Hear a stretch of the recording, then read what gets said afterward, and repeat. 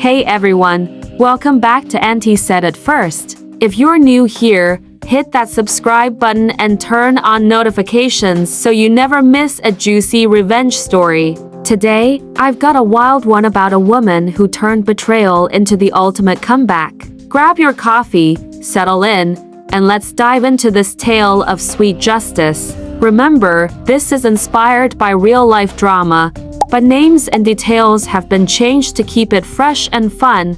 Let's get into it. I was parked in my Toyota Camry at PM on a sunny Tuesday in suburban Dallas, Texas, watching my cheating ex-husband, Mike, and his 24-year-old girlfriend, Brittany, stare at a freshly cleared empty lot where our $800,000 family home in Plano used to stand. The demolition crew had done a perfect job: smooth green sod, a for sale sign from a local realtor, and not a trace of the two-story brick house that had been there for 28 years. Mike's face was priceless, like he'd just lost his season tickets to the Cowboys game. I couldn't stop smiling from behind my tinted windows. Where are you watching from today? Drop your location in the comments below and hit that like and subscribe button. Let me tell you how I got to this delicious moment. 6 months earlier, I was Elizabeth Thompson, faithful wife of 28 years, mother of 2 ungrateful adult children, and apparently, according to my husband, a nagging old bat who'd lost her figure and her purpose. Those were his exact words when he announced he was leaving me for Brittany, his dental assistant. Because nothing says midlife crisis like a 24-year-old with perfect teeth and daddy issues. The whole family supported him naturally. Our son Ryan, 28 and still living off inheritance money, called it dad's second chance at happiness. Our daughter Lauren, 26 and working as a social media influencer, which means she takes selfies for a living, actually helped plan the destination wedding in Napa Valley. "Mom, you have to understand," she'd said, painting her nails while delivering this profound wisdom. "Dad's been unhappy for years. Brittany makes him feel young again." I wasn't invited to the wedding. Obviously, Mike made that crystal clear when he moved out. "Elizabeth, I need you gone when we get back. Start fresh somewhere, maybe Arizona, where old people go." He'd actually laughed at his own joke while loading his fishing gear into Brittany's red Mustang. "I hate old things, I work hard, so I deserve a new life." But here's what Mike didn't know about his old wife. I'd been planning for this day since the moment I found Brittany's lace panties in his truck 3 years ago. See, Mike thought he was clever, but I'd been handling our finances for decades. Every investment, every account, every asset that man thought he owned. Well, let's just say Mike was about to learn the difference between his name being on something and actually owning it. The look on their faces when they pulled into our driveway and found nothing but fresh sod and a for sale sign was worth every penny I'd spent on the demolition crew. But that was just the beginning. Mike's voice carried across the empty lot like a wounded animal. "Elizabeth," he screamed, spinning in circles on what used to be our front porch. "What did you do to my house?" I rolled down my window just enough to hear him clearly. This was better than any soap opera I'd ever watched. Brittany was clutching his arm, wobbling on her designer heels. Apparently, stilettos and grass don't mix well, who knew? Her highlighted hair was whipping around her face in the afternoon breeze, and she looked like she was about to cry. Poor little thing probably thought she was moving into a mansion. "Mike, honey, where's our house?" Brittany's voice was that special kind of whiny that could shatter glass. "You said we had a beautiful house with a 3-car garage and a pool." We did have a house. Mike was red-faced now, that vein in his forehead pulsing the way it used to when he couldn't find the TV remote. "Elizabeth, I know you're here somewhere. This is my property." "Actually, sweetheart, it wasn't." But I wasn't about to interrupt this beautiful breakdown to explain property law. I'd learned so much about legal loopholes in the past 6 months. It's amazing what you can accomplish when you have time, money, and a burning desire for justice. My phone buzzed with a text from my divorce attorney, Gloria Ramirez. "Demolition complete. He can't touch you legally." Enjoy the show. Gloria was 65, sharp as a razor, and had been handling messy divorces for 40 years. When I told her my plan, she'd smiled like a shark spotting blood in the water. Mike was now frantically dialing someone on his phone, probably his lawyer, the poor man who'd thought this was going to be a simple asset split. I'd met him once, a nervous little guy who kept wiping his glasses and saying, "This is highly unusual," every 5 minutes during our meetings. "What do you mean the house was legally sold?" Mike's voice cracked. "I lived there. My name was on the deed, check again."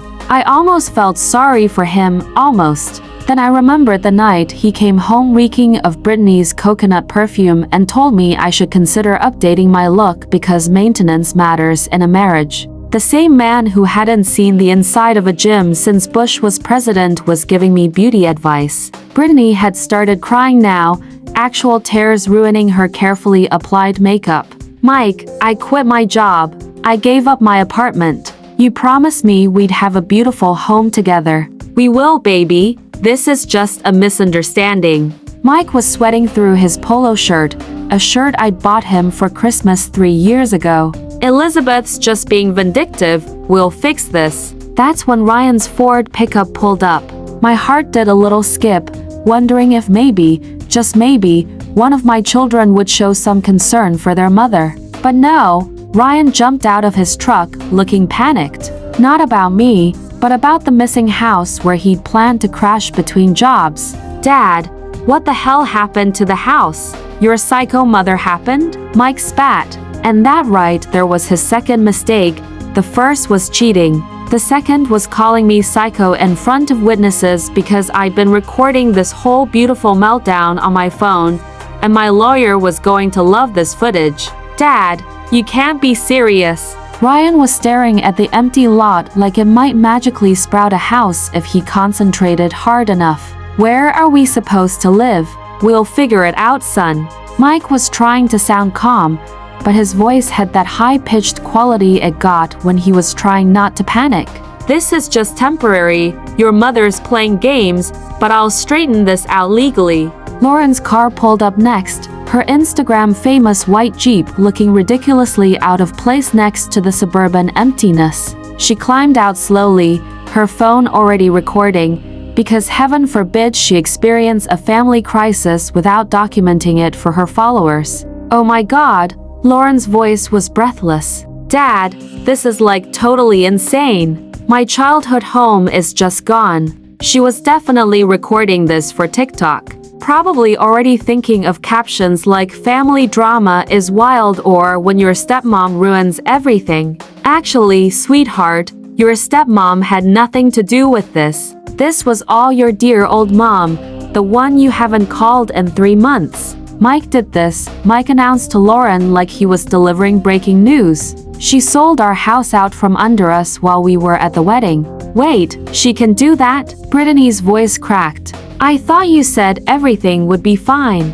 You said we'd work out the divorce stuff later." Oh, this was getting interesting.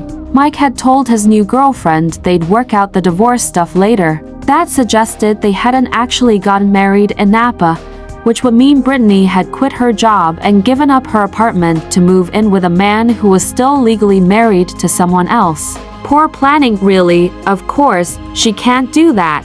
Mike was lying now, and we all knew it. "I'm calling my lawyer right now. This is theft. This is fraud. This is legal," I said, rolling down my window completely and stepping out of my car. They all turned to stare at me like I'd just materialized from thin air. Mike's mouth actually dropped open. Brittany took a step backward.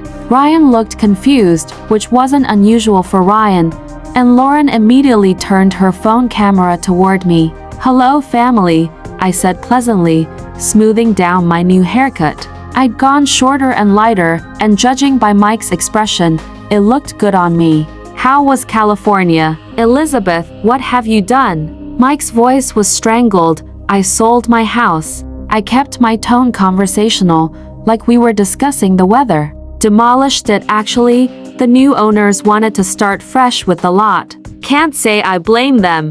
The previous owner had terrible taste in furniture. Your house? Mike's face was turning purple now. That was our house.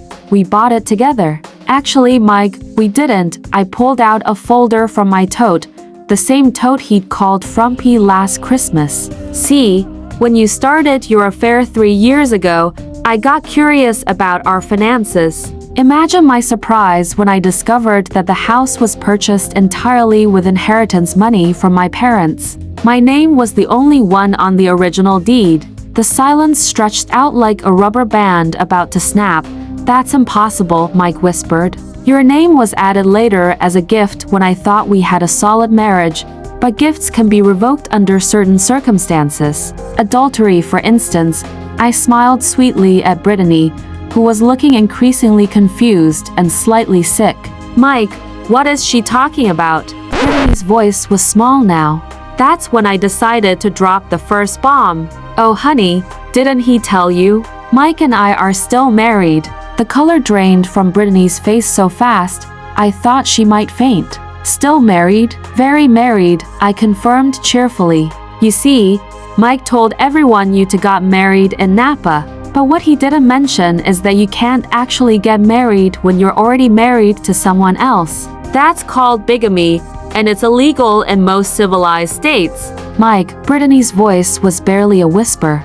Mike, tell her she's lying. Mike opened and closed his mouth like a fish gasping for air. Lauren had stopped recording and was staring at her father with growing horror. Even Ryan, who could usually sleep through a tornado, was looking alert. We were going to the paperwork got complicated. Mike was stumbling over his words like a drunk man trying to walk a straight line. What paperwork? I asked innocently. The divorce paperwork I never signed.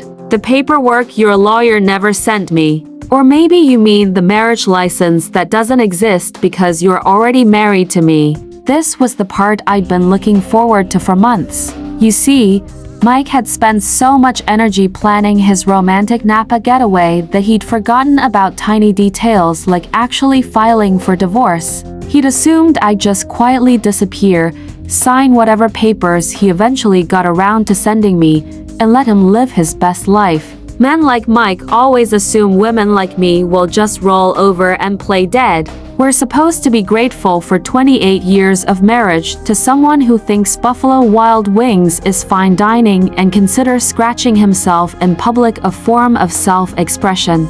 So you two had a commitment ceremony, I continued, enjoying the way Mike was sweating. Very sweet, totally meaningless legally, but sweet. You, Brittany, finally found her voice, and it was shrill enough to wake the neighbors. You ruined everything. We had plans. We were going to be happy. Were you now? I tilted my head sympathetically. And those plans included living in my house, spending my money, and playing stepmom to my children while I conveniently disappeared.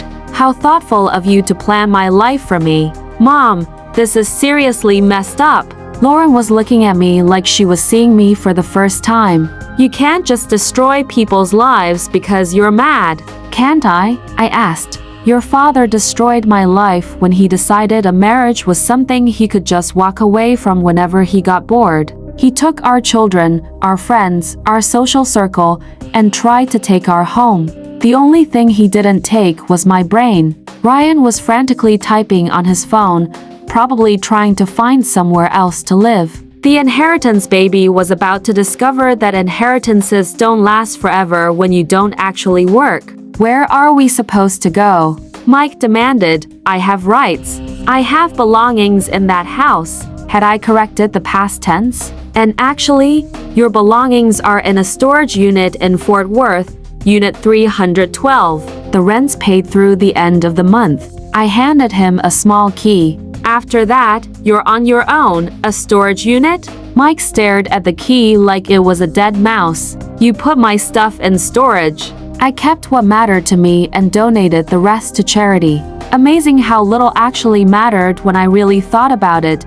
That was true. 28 years of accumulated junk, and the only things I'd kept were family photos and my grandmother's dishes. Everything else had been just taking up space. Mike was standing there holding the key, looking lost and confused. For a second, I almost felt sorry for him. Almost, then Brittany opened her mouth again. This isn't over, you crazy old bat. And that's when I smiled my biggest smile of the day, because Brittany had just made her first serious mistake. She'd threatened me in front of witnesses while I was recording.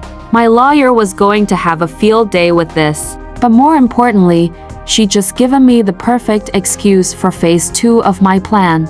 Old bat, I repeated, pulling out my phone and making sure it was still recording. That's interesting. Tell me, Brittany, how old do you think I am? Old enough to be completely desperate and pathetic. Brittany was really getting wound up now. Her perfect little face twisted with rage. No wonder Mike left you. You're bitter and cruel. And 52, I interrupted calmly. I'm 52 years old. Mike is 55. That makes me 3 years younger than your boyfriend. But I suppose when you're 24, everyone over 30 looks ancient. Age is just a number, Brittany shot back, but her voice lacked conviction. You're absolutely right, I agreed. Just like bankruptcy is just a word. Mike's head snapped up. What's that supposed to mean? Oh, did I not mention? I checked my watch like I was running late for an appointment. Mike, honey, do you remember that business loan you co-signed last year? The one for Ryan's brilliant vape shop startup? Ryan went very still. Mom, you wouldn't what? Call in the loan that's 3 months overdue. The loan that you personally guaranteed with your father's signature. I looked at Mike with mock concern. You did read the paperwork before you signed it, didn't you? Mike's face had gone from red to white to a sickly green color. Ryan, you said that was just a formality. You said the business was guaranteed to succeed. It was, Ryan protested. The market just shifted. Vapes are volatile. I can turn it around. I'm sure you can, I said sweetly. But the loan company doesn't seem to think so. They've been very patient, but patience has limits. As does my willingness to cover for family members who think I'm just an old bat they can walk all over. Lauren was staring at me like I'd grown a second head. Mom, what are you saying? I'm saying that I've been covering Ryan's loan payments for 3 months, hoping he'd figure out how to be responsible. But since he seems to think his mother is just a convenient ATM, I've decided to stop enabling his incompetence. You can't do that, Mike was panicking now. If that loan defaults, they'll come after my assets. My credit will be ruined. What assets? I asked innocently. Your house is gone. Your savings account was frozen this morning pending the divorce proceedings. And your credit cards? Well, let's just say they're about to be very disappointed when they try to collect on those balances. This was the revelation I'd been saving for the perfect moment. Mike thought he'd been clever, hiding assets and building up debt in accounts I didn't know about. But I'd known about every secret credit card, every hidden expense, every dollar he'd spent on Brittany's designer bags and weekend getaways. I'd just been waiting for the right time to use that information. How did you? Mike started to ask, then stopped. How did I know about your secret accounts and about the money you've been spending on your girlfriend? About the debts you've been hiding? I shrugged. Mike, I handled our finances for 28 years. Did you really think I wouldn't notice when you started acting like a teenager with a stolen credit card? Brittany was looking between Mike and me with growing alarm. Mike, what is she talking about? What money? What debts? It's nothing, baby. Just some misunderstandings. $45,000 in credit card debt, I announced cheerfully. All in Mike's name, of course. Amazing how quickly expenses add up when you're trying to impress a young woman. Jewelry, vacations, that adorable red Mustang. You bought me that Mustang for my birthday. Brittany whirled to face Mike. You said it was paid for. It is paid for, Mike insisted. I mean, it will be. The payments are totally manageable. $650 a month, I added helpfully. Plus insurance for a 24-year-old driver in a high-risk vehicle category. That's another $320 a month. Brittany was doing math in her head, and judging by her expression, the numbers weren't working out the way she'd hoped. Mike, she said slowly, you told me you were wealthy. You said money wasn't a problem. It's not a problem, Elizabeth's just being vindictive. Once the divorce is final, I'll get half of everything. And half of what? I interrupted. Mike, sweetie, there is not everything to split. There's just debt, mountains of it, all in your name. And that's when I saw it. The exact moment when Brittany realized she'd quit her job, given up her apartment, and attached herself to a man who was not only still married but also completely broke. The exact moment when she understood that she'd traded her independence for a fantasy that was never going to come true. It was beautiful. Wait. Brittany was waving her hands around like she was trying to clear smoke. Mike, you told me you owned a successful company. You said you were planning to retire in 5 years. I do own a company, Mike protested, but his voice lacked its usual confidence. Thompson Builders has been profitable for 15 years. Thompson Builders. I laughed out loud for the first time all day. Oh honey, that's precious. Tell her about Thompson Builders. Mike, tell her who actually owns it. Mike's silence was answer enough, but I was enjoying myself too much to stop now. You see, Brittany, Mike likes to tell people he owns a construction company. What he doesn't mention is that Thompson Builders is owned entirely by me. Mike is an employee, a well-paid employee, I'll grant you, but still just an employee. That's impossible. Mike was sputtering. Is it? Should I call Steve Harlan and ask him who signs his paycheck? Steve was Mike's foreman, a good man who'd been running the actual operations for years while Mike fished and told people he was a business owner. Or maybe we should ask the IRS. Since I've been filing the business taxes for 15 years, this was my favorite part of the whole plan. Mike had spent so many years taking credit for my work, for my money, and for my decisions that he'd actually started believing his own lies. He really thought he owned the company, even though every legal document clearly showed my name as sole proprietor. But I built that company, Mike shouted. I worked 60 hours a week for years. You worked for me, I corrected. And you were paid very well for your work.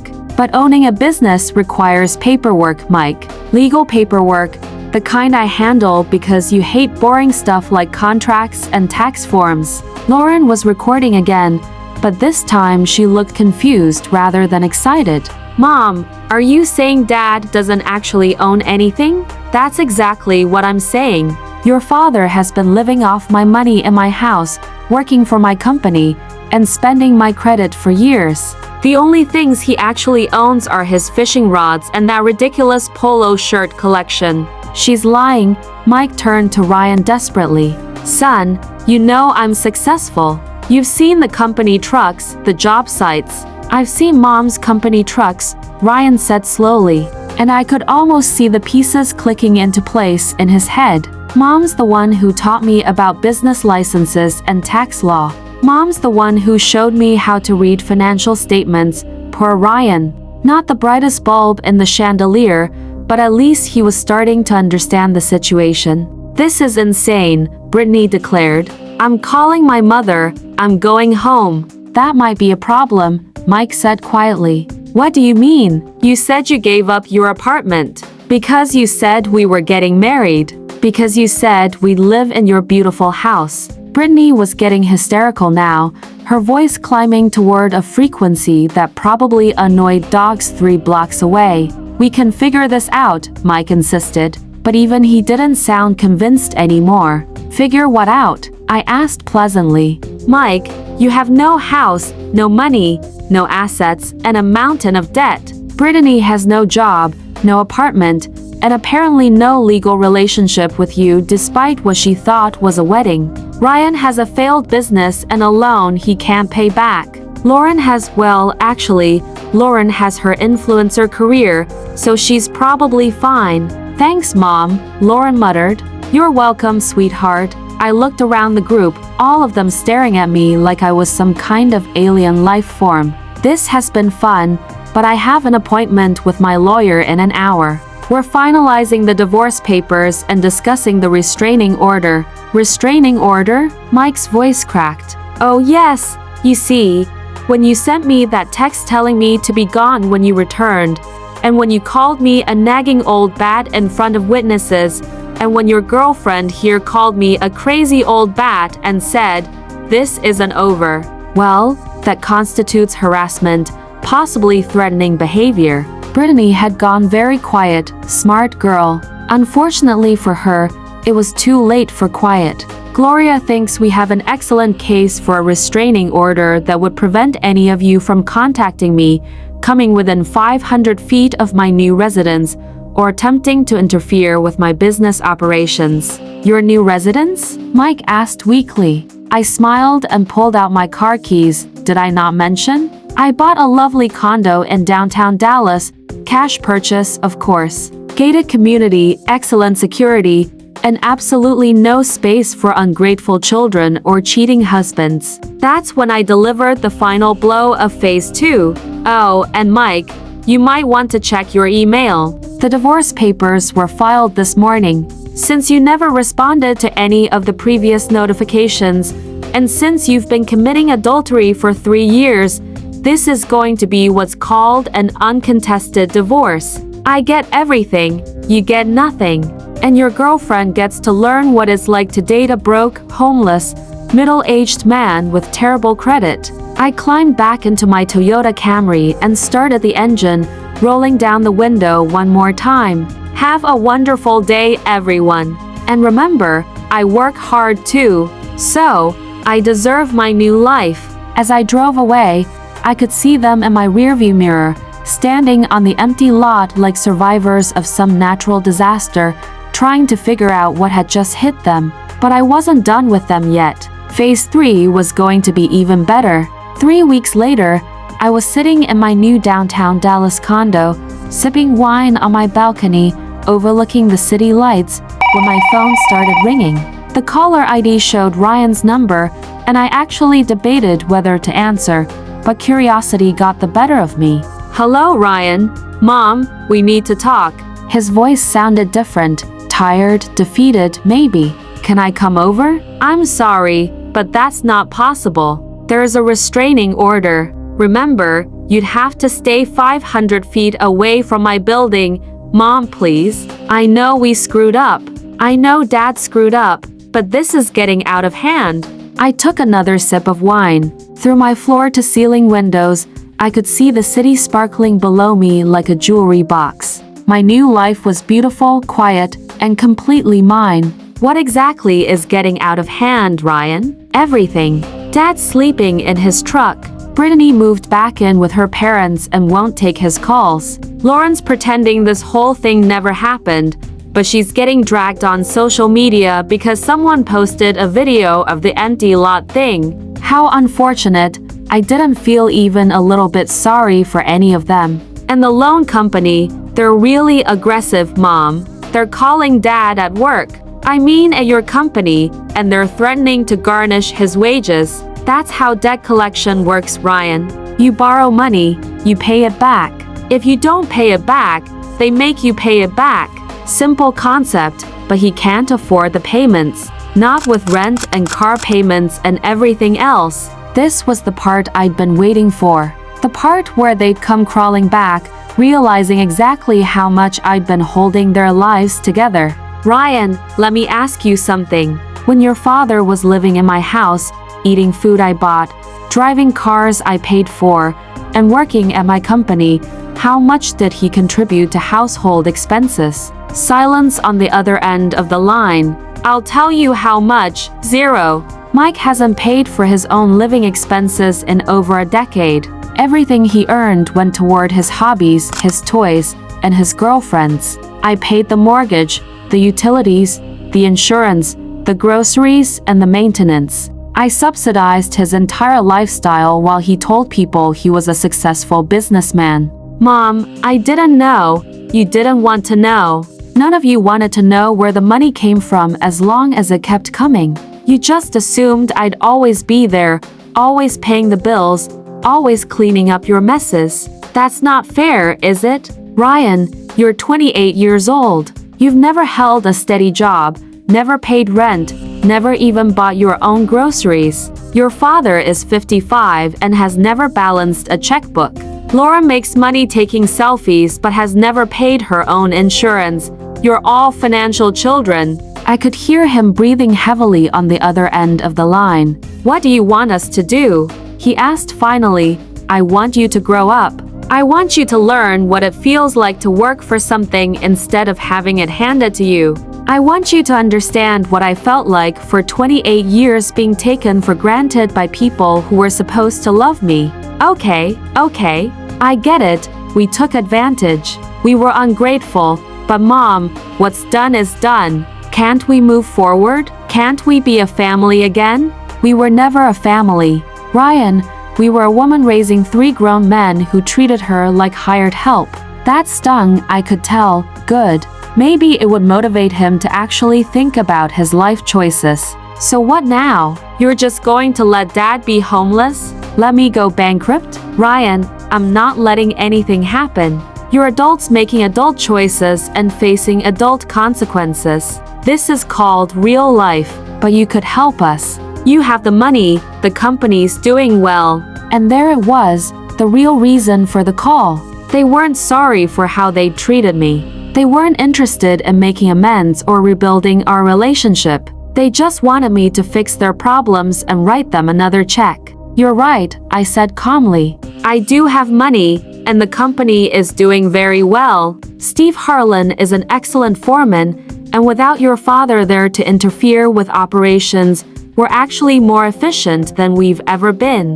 Wait, what do you mean without Dad there? Oh, that was interesting. Mike hadn't told them about losing his job yet. Your father was terminated 2 weeks ago. Excessive personal calls during work hours, using company resources for personal business, and a pattern of inappropriate behavior that was affecting morale. You fired Dad? I fired an employee who wasn't performing his duties. The fact that he used to be my husband is irrelevant to business operations. Ryan was quiet for a long moment. Then, Mom, you're destroying us. No, Ryan, I'm letting you destroy yourselves. I'm just not cleaning up the mess anymore. This isn't the mother I know. You never knew me, I said sadly. You knew a woman who was too afraid of losing her family to stand up for herself. You knew someone who would rather be miserable than alone. That woman is gone, and she's never coming back. I hung up before he could respond. Outside my window, the city hummed with life and possibility. My wine was the perfect temperature. My condo was exactly the right amount of quiet, and I had absolutely no one to take care of except myself. It was the best feeling in the world. The next morning, I was reading the newspaper, an actual paper newspaper, because some pleasures are worth preserving, when my building's concierge called up to my unit. Mrs. Thompson, there's a young woman in the lobby asking to see you. She says she's your daughter, Lauren. I'd been wondering when she'd make her appearance. Please tell her that I'm not available for visitors, but if she'd like to leave a message, I'll consider it. She says it's urgent, ma'am. Something about her father being in the hospital. My blood chilled for a moment, but then I remembered who I was dealing with. Lauren could make a hangnail sound like a medical emergency if it suited her purposes. Please ask her for details about which hospital and the nature of the emergency. A few minutes later, the concierge called back. She says he's at Baylor University Medical Center. Ma'am, something about chest pains and stress.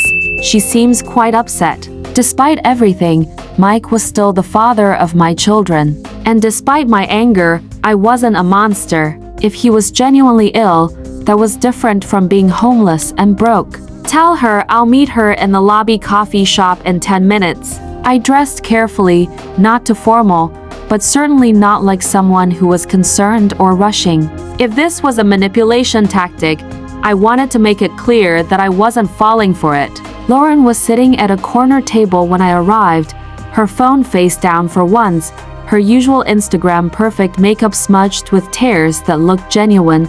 Mom. She stood up when she saw me, and for a moment, she looked like the little girl who used to crawl into my bed during thunderstorms. Lauren, tell me about your father. She sat back down heavily. He collapsed at work yesterday. Well, at Steve's worksite, I guess. Steve called the ambulance. What did the doctors say? Stress-induced heart palpitations and high blood pressure. They want to keep him for observation, but she trailed off, looking uncomfortable. But he doesn't have insurance anymore since you fired him, and he can't afford the hospital bills. There it was, the real reason for this meeting. Lauren, your father had insurance through Thompson Builders for 15 years because I provided it. When he became unemployed, he became eligible for COBRA coverage, which would have maintained his insurance for up to 18 months.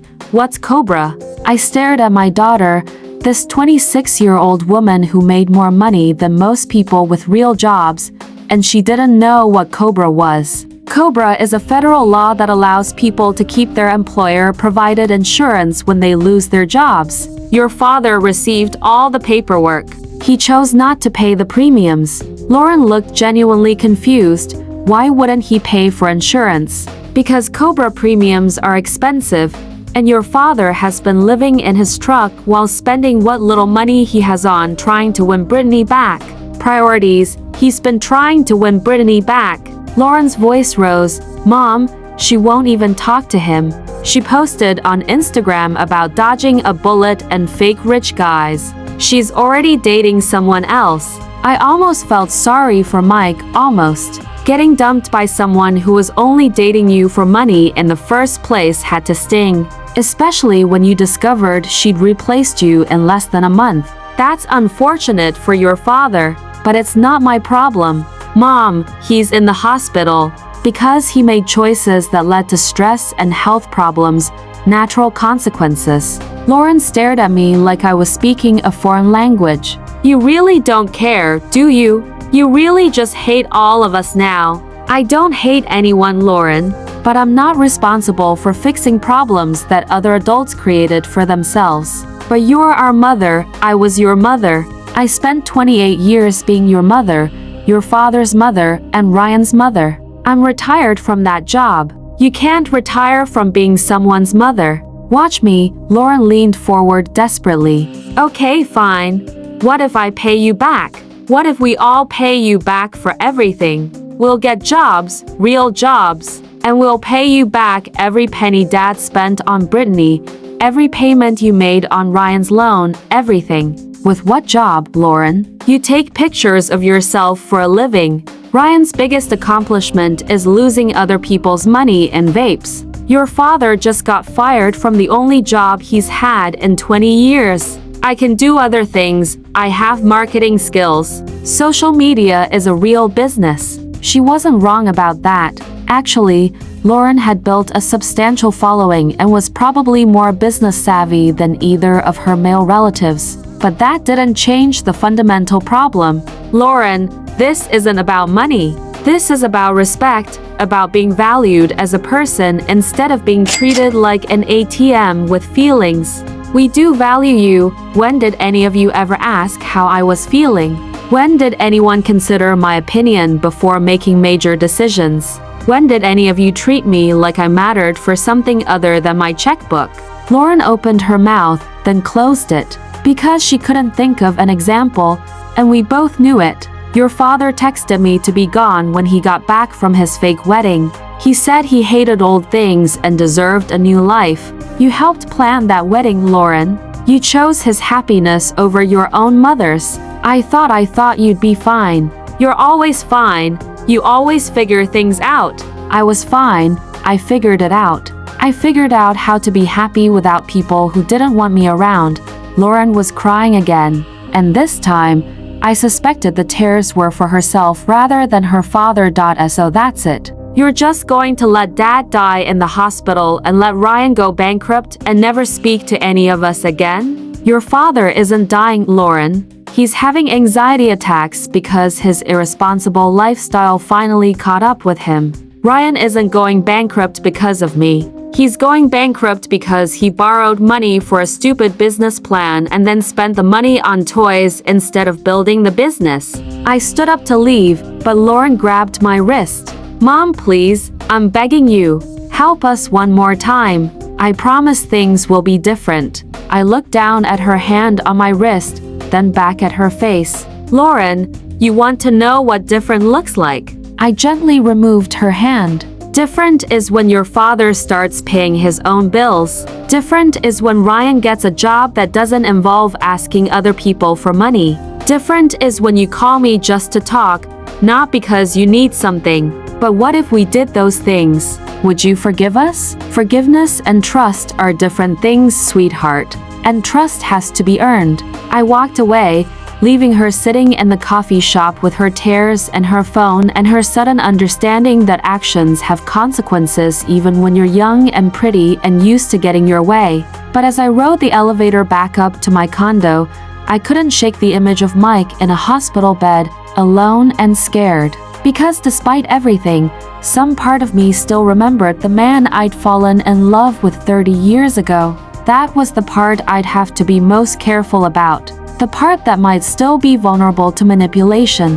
The part that might still want to save people who didn't want to save themselves. That was the part that could ruin everything. 2 days later, Gloria Ramirez called me with news that changed everything. Elizabeth, we need to meet immediately. Something's come up in the divorce proceedings that you need to know about. An hour later, I was sitting in her office watching her spread documents across her desk with the efficiency of a car dealer in Vegas. Mike's been busy, she said without preamble. Busier than we thought. What do you mean? Gloria handed me a thick folder. He filed a counter petition for the divorce. Claims you've been hiding assets, manipulating finances, and that the demolition of the house was destruction of marital property. He's asking for half of everything, including the business. I laughed out loud. He has no case. The house was legally mine. The business is legally mine. And I have documentation for every financial transaction. That's what I thought too, until this. Gloria pulled out another document. This one with an official seal. Mike hired an investigator, a good one. My blood went cold. What kind of investigator? The kind that found out about the trust. The trust? I'd forgotten about the trust. Elizabeth, why didn't you tell me about the Thompson Family Trust established in 1998? The one that technically owns 40% of your business assets. My hands were shaking as I reached for the document. There it was in black and white. The trust I'd set up 25 years ago when Ryan was born, designed to protect our family's assets and provide tax advantages. The trust that named Mike as co-trustee. I'd forgotten, I whispered. We never used it. It was just sitting there, inactive. It's not inactive anymore. Mike filed papers yesterday claiming his rights as co-trustee to access trust assets. If a judge agrees that the trust is legitimate and that Mike has rights to those assets, he could take 40% of my business. He could take 40% of everything that was purchased or improved using business profits over the past 25 years. Your condo, your savings, your retirement accounts. I felt like I was falling down a very deep hole. Can he do that legally? That's what we're going to find out. His lawyer is good, Elizabeth, better than I expected. This isn't the simple divorce I thought we were handling. I spent the rest of the day in Gloria's office going through every document, every contract, and every financial record. By evening, the picture was clear and terrifying. Mike might actually win. If the trust was valid, and it looked like it was, and if Mike's rights as co-trustee were upheld, and they might be, then everything I'd worked for, everything I'd built, everything I thought was safely mine could be split right down the middle. There has to be something, I said for the 10th time. Some loophole, some technicality. Elizabeth, I've been doing this for 40 years. Sometimes bad people win. Sometimes good people lose. Sometimes the law doesn't care about justice. That night, I sat in my beautiful condo, looking out at my beautiful view, and realized that I might lose it all. Mike, sleeping in his truck and having panic attacks, might end up with half of everything I'd worked for. The irony was spectacular. In trying to punish him for taking me for granted, I'd reminded him that I was worth taking seriously. In trying to show him how much he needed me, I'd shown him exactly how much I was worth. My phone rang, Mike's number. I almost didn't answer, but something made me pick up. Elizabeth. His voice sounded different, stronger, and more confident than it had been in weeks. "What do you want, Mike?" "I want to make a deal." "What kind of deal?" "I dropped the trust claim." "You dropped the restraining order and the divorce proceedings. We go back to being married, and we pretend none of this ever happened." "Absolutely not. Think about it, Elizabeth. You give me another chance, and I give you back your money. I stay with you, and you stay rich. Win-win, Mike. You cheated on me. You humiliated me. You tried to steal my house and my business. You told me I was old and worthless. I made mistakes. I was going through a midlife crisis. It happens to everyone. It doesn't happen to everyone. It happens to selfish people who think their feelings matter more than other people's lives. Elizabeth, be practical. If this goes to court, you could lose millions." "Millions? Is your pride really worth that much?" That's when I realized something that changed everything. Mike wasn't calling from a position of weakness. He was calling from a position of strength because he thought he held all the cards. He thought I'd be so terrified of losing my money that I'd take him back just to keep it. He thought I was still the same frightened woman who'd rather be miserable than alone. He thought wrong. "Mike," I said calmly, "let me ask you something. How much do you think I'm worth?" "What do you mean?" "My net worth. How much do you think I have?" "I don't know. A few million, maybe." "Try again." Silence on the other end of the line. "Mike, you lived with me for 28 years, but you never paid attention to anything I actually did. You never looked at the real financial statements, never asked about the investments, and never wondered why I worked such long hours or why I was always on the phone with lawyers and accountants." "Elizabeth, what are you saying?" "I'm saying you have no idea what you're really fighting for, and you're about to find out why that's a problem." I hung up the phone and called Gloria. "Gloria, it's time for phase 4. Get ready to show Mike exactly what he's been taking for granted all these years. Phase 4, the one where he discovers that the trust is the least of his worries. Because Mike had just made his final mistake. He threatened to take what was mine, assuming I'd be too scared to fight back. He was about to learn the difference between someone who's afraid of losing everything and someone who's ready to burn it all down just to watch him cry. The court hearing was scheduled for the following Friday at 9 o'clock a.m. Mike arrived in his only remaining suit, the navy blue one I'd bought him for our anniversary 3 years ago. He looked confident, almost smug, like a man who was certain he was about to win the lottery. He had no idea what was about to hit him. Gloria and I took our seats across from Mike and his lawyer, a sharp-eyed man named David Parker, who'd built his reputation on complex financial cases. Parker had clearly done his homework, and I could see the thick folder of documents he'd prepared. "Your Honor," Parker began when the judge called our case.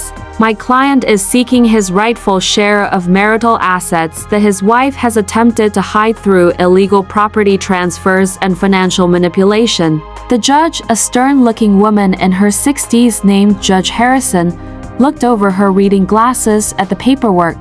"This concerns a trust established in 1998. Yes, Your Honor. The Thompson Family Trust, which my client co-established with his wife and which gives him equal rights to trust assets valued at approximately $4 million. Mike was practically glowing. $4 million was more money than he'd ever imagined having access to. Judge Harrison turned to Gloria. "Counselor, how does your client respond to these claims?" Gloria stood slowly, and I caught the slight smile playing at the corners of her mouth. "Your Honor, Mrs. Thompson does not dispute the existence of the trust. However, she would like to present evidence regarding the full scope of marital assets that Mr. Thompson is claiming." "Proceed." Gloria opened her own folder and pulled out a single sheet of paper. "Your Honor, Mr. Thompson has based his claim on the assumption that the Thompson Family Trust represents the majority of his wife's assets. However, he has been operating with incomplete information." She handed copies of the document to the judge, to Parker, and to Mike. Mike's face went white as he read it.